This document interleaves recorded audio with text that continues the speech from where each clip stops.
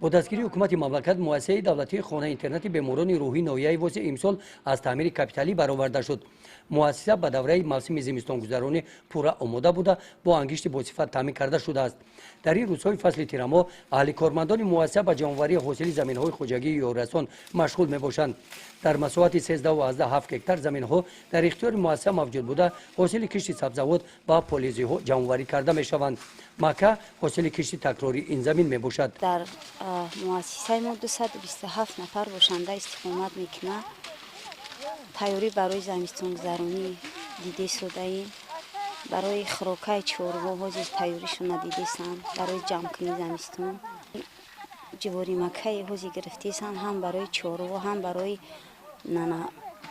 پرنده پروری مونم لازم دانش. بازی نهی در دست منایی چیایی که هستن میبینن رشکای جواری برای بوشنده و برای تمام بخشی هم لازم هسته. خیلی همه چیزی که در همین جواز شما دیده سین از حساب خوجگی و رسانم و مؤسسه پیشنهاد کرده می شود. تنقیصی حاضر نداره بوشنده های ما. در این مؤسسه برای تامین بوشندگان با میوه‌های سیتروسی استفاده گرمخانه برآمده شده است. در مساحت 0.7 سوتیق زمین گرمخانه 80 دانه درخت لیمو پرورش کرده شده. آنها همین گونه حاصل دارند. استفاده ثمرناک زمین‌ها به مؤسسه امکان داده است که تمام دوره زمستان دسترخوان بوشندگان را با سبزیجات تر و تازه تامین نمایند.